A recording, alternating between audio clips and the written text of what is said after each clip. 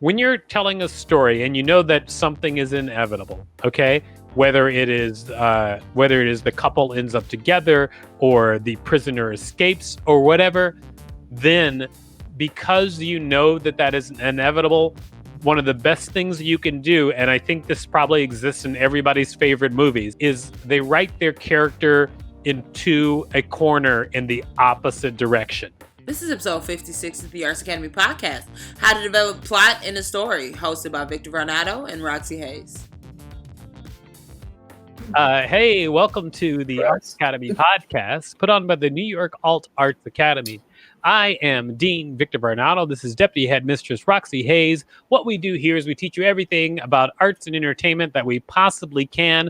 Ask us questions. We will hook you up with answers if we got them, and we usually do. You can find us at artsacademypodcast.com or Alt Arts Academy on all social media. Let's get to it, shall we? Today, we're going to be covering two subjects. The first subject that we're going to be covering today is how to develop a plot. Like if you're going to write a script or a novel or whatever, we're going to talk about how to develop a plot. And then after that, Deputy Headmistress Roxxy Haze is going to be talking about how to develop a character. I bet there's probably going to be a little bit of crossover because characters have arcs, as we all know, and arcs are what? Plots, everybody. What? Yeah, I know. It's crazy. It's insane. All right, so let's get started, shall we?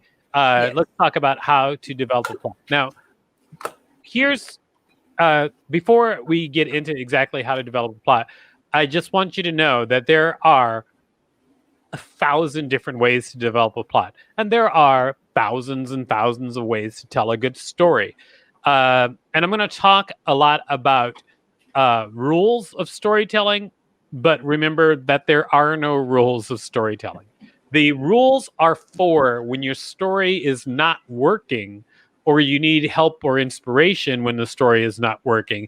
Those were the rules are for. The rules are for, like, they're guardrails if you have a story that doesn't work. A lot of times people will write stories that just work and they may not make 100% sense, but sometimes stories just work. But rules are for helping you, I think, figure out when a story is not working. All right, so let's talk about some different ways of telling stories. Now, when I write stories, I would say, tons of different ways of finding the plot, but the way I think is easiest to describe plots is from top down. So, like, let's talk about broad strokes first, and then let's talk about the details, because every story is details. I think one of my favorite descriptions of stories is by Kurt Vonnegut. Kurt Vonnegut, he did a lecture for like maybe 30 years called The Shape of the Story. Okay, and then he talked about the most common shapes of the stories, because for instance, you can have a character start with where their life is positive, where their life is medium, or their life is negative. Okay, positive, everything's going great. Medium, it's an average day. Negative, they're down in the dumps. All right, and then he pointed out 3 main story types that he believed, and they don't apply to everything, but they also kind of do apply to everything. Let's talk about those 3 main story types. Okay, his first story type is he calls it man in the hole. All right, really easy to describe. Man in the hole. It doesn't have to be about a man. It doesn't have to be about a hole. Those are his words. But basically, the idea of the story is somebody starts off, things are great, then they get into trouble, and then they get out of trouble. That's a basic story. That's the most popular basic story. And when you think about it, it can apply to so many things. Okay. So second type of story is boy meets girl. All right. And it doesn't necessarily need to be boy meets girl. This could be girl meets robot. It could be boy meets inspiration. It just basically means that somebody has some sort of gain. Well, let's talk about it in boy meets girl terms first. So it starts off in the middle. It's an average day. Then someone meets someone that is fantastic and their life gets better. It's great. But then they lose that person and they're down in the dumps. And then the rest of the story is them trying to fight their way back to that wonderful thing which they had, sometimes getting it. Actually, in most stories, they get it. And then so that story, whereas the first story, Man in a Hole, starts off with people having a good time, things get bad, and then at the end, they're having a good time again. This story starts off people having a medium time, things get to be a good time, things go into being a bad time, and then finally back to a good time again. Okay, that's the boy meets girl story, but it could also be man meets inspiration. It could be a scientist discovers something amazing, but oh no, what terrible things come with this amazing discovery. We have to get back to normalcy somehow. That could be that's the same type of story. Okay, so we talked about Man in a Hole, boy meets girl, and then a third type of a story that he says exists out there greatly is Rags to Riches or Cinderella. Okay. And then the Cinderella story is pretty simple. It starts off, things are terrible. Okay. Things are terrible for Cinderella at the beginning of the story. And then things get better when her fairy godmother shows up, whips out a whole bunch of magic, makes her life awesome, and she gets to go to the ball. But then the clock strikes midnight and she is out of the ball. She has to go back home. She's back to misery. Not as miserable as she was before at the start of the story, because she still has that memory of the good old times. She knows that she was once the belle of the ball. And then the rest of the story is her fighting her way back to good times, in which case she finally does have good times, like the shoe fits and everything becomes great again. Okay. Those three, says Kurt Vonnegut, are the three basic shapes of stories. Whatever you're talking about a Star Wars, you're talking about Memento, you're talking about your favorite novel, Gone with the Wind, whatever. Those are the three basic types of stories that they say exist. The thing that makes stories good, in my opinion, are the details. Okay, so how do you develop a plot? Why don't we do a little bit of plot development, and I'll show you like the steps I might walk through. All right, so let's start out with a general idea. Let's get a general idea for a plot, and a general idea I think would be something like boy and his dog run away from home. Okay. Aww. Well, yeah, that's very sad, but it's just like a general idea for a plot. A boy and his dog run away from home. Let's start there. So how about this, Roxy? I'll start asking myself the questions that I ask, and then we'll help fill in this story. Okay. Here's the first question I ask. A boy and his dog run away from home. Mm-hmm. Why do they run away? They run away because the parents are abusive. Okay, a boy and his dog run away from an abusive family.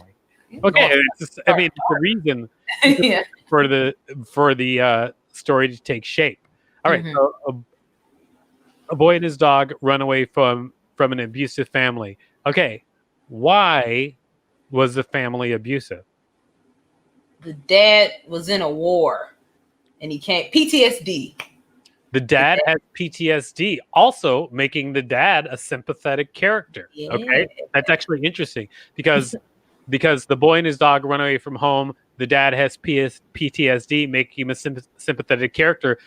And in my mind, like the more questions I answer like that, it actually starts my mind working, because then I'm thinking, oh, so here we have a story arc where the boy runs away because he doesn't understand his dad's PTSD. Maybe the abuse wasn't like a physical abuse, but it was just like he hates his dad because he's so like withdrawn, and then when they, which is a kind of abuse for a kid, and then he runs away with his dog, and maybe that snaps the dad out of it, and he realizes that he's driven his son away. That's one way the story could go. Or story could also, so basically what all I'm doing is I'm just asking myself questions, why, and then filling in those blanks. So right now we have like a basic story of which could be a father having come back from the war, fears the violence inside him, so withdraws himself from his son. His son doesn't understand. His dog is his only friend, and one day he decides, you know what? Anything's better than this. He runs out into the world with his dog. His dad, once finding out his son ran away the next day, realizes the folly of what he's been doing and goes after his son. We see simultaneous adventures, the adventures of the son and the dog out in the world, and the adventures of the dad facing man-sized dangers to go find his son in this terrible world that they're in. Okay, so that's just like a basic beginning of a story. Then I would like flesh it out. Like, what's the world like? Is it a cyberpunk world? Is it a regular world? What's the terrible dangers that the dad is facing? Is it his son ran off and they're living in a dystopian future where you just cannot. What did that say on the screen? I like it. Let's film it. Like in a dystopian future where if you lose your child, the whole family's put to death. Is that going after the son, or is it simply like the son has run away and he's worried about the son's safety and his search for trying to get the son back and be safe is the catalyst which gets him to run in with people who the son has already outsmarted. So like maybe the son has outsmarted some local gangsters, and then when he shows up looking for the son, the gangsters are already pissed off and they're chasing down the son and going to take the dad down. Who knows? But that dad got hands. Ooh, I like this story. But that's only one particular version of that plot. We could answer that question a totally different way. Like, why did the son run away from home with his dog? Because his parents, he realizes one day, aren't his parents anymore.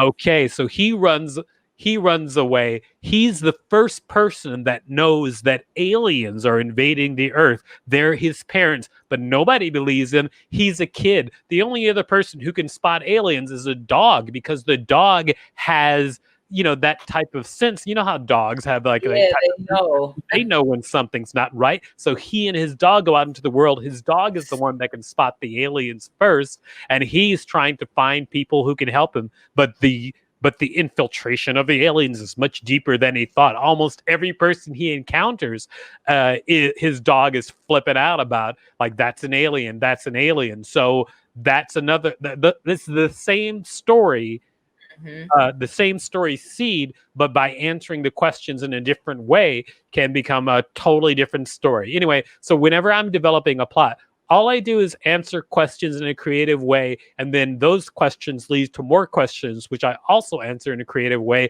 until finally I'm telling a whole story. I'm creating a whole world, and as I fill in those holes, that's how I can develop a plot for my story. Okay, but that's just the broad strokes. We're talking a synopsis. So like if you're writing film, for instance, which is I think I write most of my stories as film, and then I would say secondly I write cartoons, and then third I write prose. But I write most of my stories as film. So if you're writing a film, then you're going to go through stages. You're going to go through like a synopsis. You're going to go through an outline, and then you're going to go through the outline is actually the thing I usually do before a script, like a very detailed outline, and before that, I'll probably do just like a synopsis. Like usually, I'll do like what we were just talking about is stuff at the synopsis level, and then what I would do next is then I would, once I have the basic idea of what the story is, then I would delve into the characters. Okay, so like the characters of a story. then I would determine like, who is this kid? What drives him? What's the dog like? What drives the dog? What drives the family? What drives the parents? Like, I would start doing that exact same process, but with characters instead of just the overall story plot. And then that'll help me develop the voice and the needs and or wants of the character. Remember that there's a reason that you have to dig in and develop characters so like that, because you'll find the difference between an amateur script and a professional script is usually in a professional script, they can point to anything that's happening in the script and tell you why it's happening. Okay, every line that somebody says, everything that is described, everything is there for a reason. It helps motivate your characters. It helps move things forward. It tells more about who the characters are by the way they tell a joke, or the reason that they're scared of spiders might be part of their character. So so you've got your basic synopsis, and then you've got your character descriptions written out. Okay, next step is to write an outline. Okay, so an outline, when you have your basic story and your synopsis, then you're going to go to your outline. What I do in an outline is, and by the way, can I say I'm just speaking about what I do. Again, I just want to remind you, there's so many different ways. You could read Save the Cat. They have an outline for like how stories go. There's lots of outlines for novelizations. Like Dan Harmon's Story Circle. That's one that a lot of people stand by. But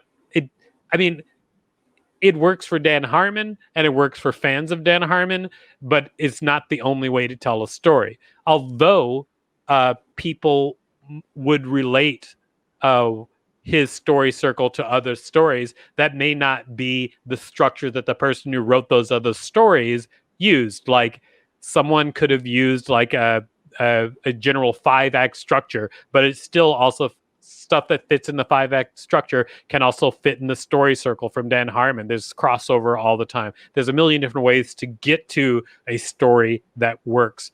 So don't think that what I say is gospel. In fact, don't think that what anybody says is gospel. Unless it's Jesus Christ himself, then maybe. Okay. If he's just rolling up being like, hey, this is how you write a story. I'm like, okay, Jesus, I think you know a little bit. Also, water is now wine. Everybody so then I like to separate in my story things in the outline, things that are inevitable. Often things are inevitable. Okay. For instance, boy meets girl, boy loses girl. What happens next? She died. I'm trying to think. I'm like, what happened to her? No, I'm saying in a typical story. Boy meets girl, boy loses girl. What happens next? How does that story end? They get married at the end, or they get back together, or they get Right. That's the inevitable thing. So like in a lot of stories, there are a lot of things that are inevitable. In fact, you go to a lot of movies where you're not surprised that it has a happy ending.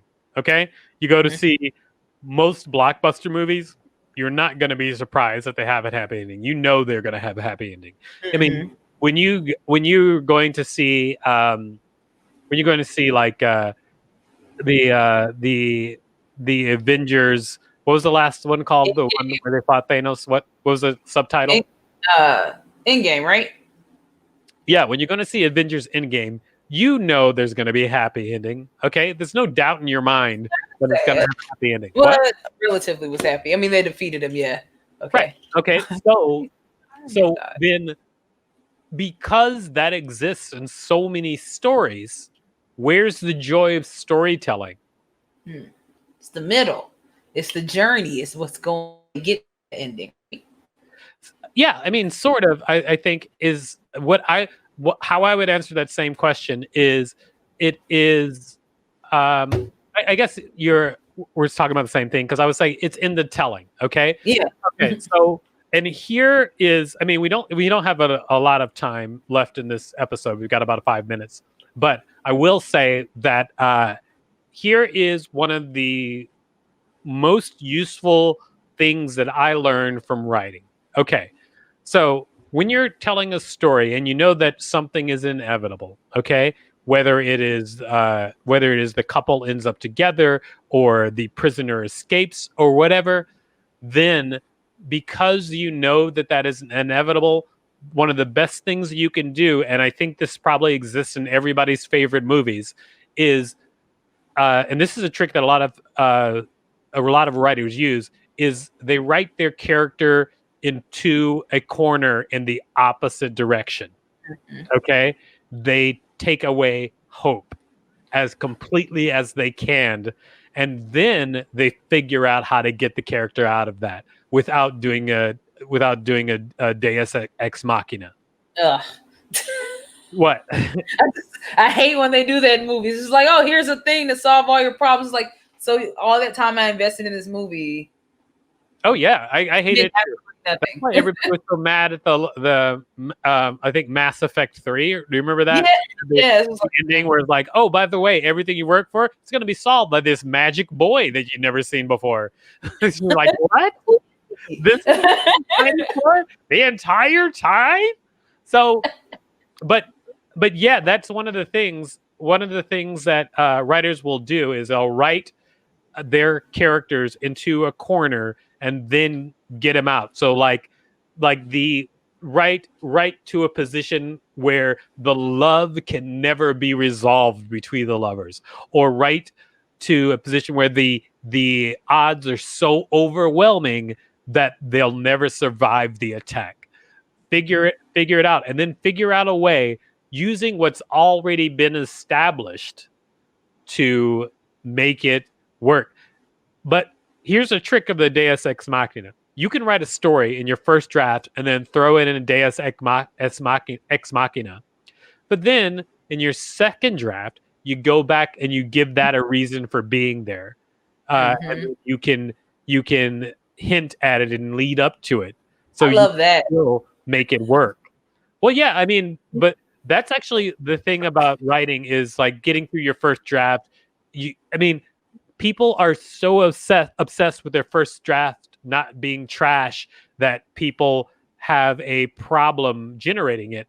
But no, your first draft should be trash. You should look at your first draft and be like, this is terrible. Let me fix it. Because you can always do that when you're looking at other people's work. You're looking at other people's work and you're like, oh, they should have done A, B, and C. So that's what your first draft is just to get the general idea down on paper so that then you can rewrite from there. And so, but again, the most useful thing, they say true.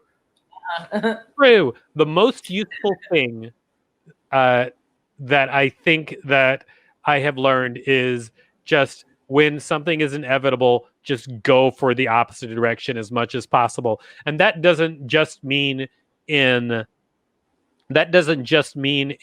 the overall plot. That means in scenes too, in character arcs. Just remember that if someone's going to be the greatest hero, like write them as the most dastardly villain or the most cowardly coward until they finally find their heroism. Or if if you're writing a scene where people are supposed to find the treasure in that scene, then write the scene where they have no chance of finding the treasure, where they lose themselves, where they fall off the island and they're in the water so they can't find the treasure. They feel like they have no chance. Like in all cases, as soon as you decide what needs to happen in the script or what needs to happen in your story, try writing the other direction. That's probably going to help you quite a bit. So if anybody has any specific questions, now's the time to ask them. And so I'm not even wearing my reading glasses, so you should read that to me. Some people go with the first draft and begin to shoot it. Tyler Perry. It doesn't say Tyler Perry, but I'm adding that in there because that is what Tyler Perry does, and that's why those movies tend to lack substance. And I'm not just trying to roast on Tyler Perry, but he even said he's like, I just write it in 12 hours and then I shoot it. So that's why, like a lot of those movies, there's plot holes and there's stuff that doesn't make sense. And Tyler Perry has his own thing going on, and somebody's gonna say to Tyler, I mean, there's a certain audience that loves Tyler Perry movies, and it's like the same type of audience that love like every Adam Sandler movie. There's a certain type of audience that loves a certain type of thing. What are you gonna do about it? No, you can't. You gotta. It is what it is. Yeah, it's just but you don't do that. I know, like we said, there's not rules, but no, don't do that. Like try to make it make sense. We have another one. My group wrote a pilot, and we're looking for an agent. Any advice? Yes, I do have some advice. If you're looking for an agent, if you wrote a pilot, then you need to be able to present your pilot in a professional manner. So you should look at what a pilot pitch looks like before you start searching for an agent. And actually, it might also be a good idea to like shoot something, to have something that sells the idea that's video, because video is so easy to make nowadays. Everybody has a video camera on their phone or whatever. Then people are expecting it now as part of your pitch in the industry. Like even when Eric Andre pitched his show originally, he actually did it with like just super, super cheap on very cheap video cameras. And that's how he pitched his show, like by just cobbling it together. And so if you've got a great script, and let's hope it's great. And also let's hope you've done everything that you need to do to make sure it's professional, including like spell check, grammar, correct format, all that stuff. And then if you've got video and then a proper pitch deck, looking up pilot pitch deck and Bibles, because pitching for a pilot is not just pitching for that episode. They want to know like, how's this going to be as a show? If it's a pilot, then they want to know like, do you know where this show's going? Is it going to work for several seasons? Those are also questions that you have to be ready to answer and think about. But usually, that if you want to get an agent, then I would say try something like a pilot competition. If your pilot is actually that good, you can win or at least get an honorable mention. That will usually get people to start noticing your work. Because the thing about approaching an agent is, if someone doesn't present you to the agent, then the agent is not going to want to see people from straight off the street, because they want to weed through anybody that's terrible. If you approach in a way that anybody can approach, then they'll probably give you like less attention, because they don't want to have to weed their way through terrible work. Not saying that your work is terrible, but they don't know that. So they're not going to read every script that comes through their door, just like off the street. Okay, great. I hope I answered your question. Yes. Any info on getting grant money? Yes, there's tons of info on getting grant money. A place that you can start is a website called Submittable, where a lot of grants actually put their information on this website, and then the website gathers them all, so you can actually just like look through all of them and submit to them. And then when you do, remember to really take your time and write something that is personal when you're submitting, because they can tell if you are writing a general idea about what you want money for and then copy and pasting and sending it off to a bunch of different people. Be specific. Look at who they've given grants to before. Mention it. Like, let them know that you've done your work, because they don't want to give money to somebody who doesn't do their work. So that'll help you out a lot. All right. And are there any more questions, or are we good for it? Thank you so much. From Joan. Oh, you're very, very welcome. Okay. So if you're watching right now, we're just going to switch subjects. Basically, what we do when we're live is we do 2 episodes back to back, and then we release those episodes. So I'm going to end up this episode, and we're going to start the next episode. So if you like what you see here, please check us out at artsacademypodcast.com, and you can see us on Alt Arts Academy on all social media. Please hit us up, send us messages. We love to answer questions. It's our favorite thing to do. Well, it's my favorite thing to do. And I can't tell you what Roxy's is. All right. What?